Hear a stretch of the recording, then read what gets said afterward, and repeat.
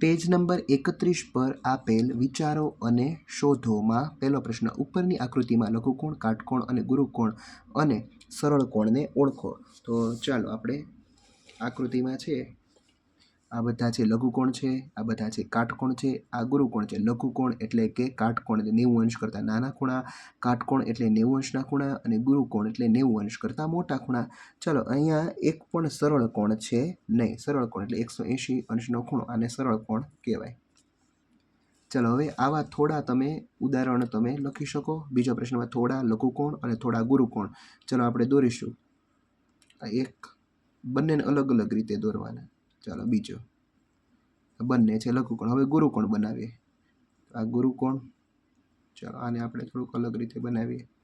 તો આ તમારે પેન્સિલની મદદથી, પેન્સિલની સ્કેલની મદદથી તમારી પાકી બુકમાં દોરવાના રહેશે. ચાલો એના પછી જોઈએ આપણે ત્રીજો પ્રશ્ન. શું તમે જાણો છો કે લઘુકોણ અને ગુરુકોણનો અર્થ શું થાય? તો કે હા, લઘુકોણ એટલે 90 અંશ કરતાં નાનો ખૂણો અને ગુરુકોણ એટલે 90 અંશ કરતાં મોટો ખૂણો. લઘુનો અર્થ નાનો થાય છે અને ગુરુનો અર્થ મોટો થાય છે. તમને લાગે છે કે આ શબ્દો શા માટે પસંદ કરવામાં આવે? હા, કારણ કે 90 અંશ કરતાં નાનો છે એ સરળતાથી વિદ્યાર્થીને યાદ રહી જાય તેટલા માટે પસંદ કરીએ. અને 90થી મોટો એટલે ગુરુ પસંદ કરવાથી વિદ્યાર્થીઓને યાદ રહે કે 90 અંશ કરતાં નાનો હોય તો લઘુકોણ, 90 અંશ કરતાં મોટો હોય તો ગુરુકોણ. ચાલો એના પછી ચોથો પ્રશ્ન આપેલો છે, નીચેની દરેક આકૃતિમાં કેટલા લઘુકોણ છે? તો પહેલી આકૃતિમાં જોઈએ આ 1, આ 2 અને આ 3. ચાલો હવે બીજી આકૃતિમાં આપણે જોઈએ.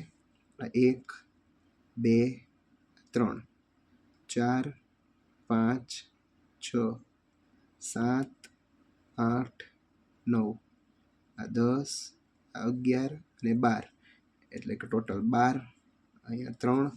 અને હવે એના પછી આ આકૃતિમાં કેટલા છે આપણે જોઈએ. 1, 2, 3, 4, 5, 6, 7, 8, 9, 10, 11, 12, 13, 14, 15, 16, 17, 18, 19, 20 અને 21.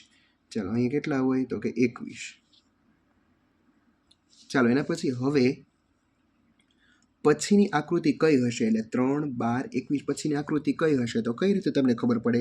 તો કે દર વખતે છે એ લઘુકોણની સંખ્યા 9 જેટલી વધે છે. ચાલો 3માં તમે 9 નાખો તો કેટલા થાય? 12. 12માં તમે 9 નાખો તો 21. તો 21માં તમે 9 નાખો તો કેટલા થાય?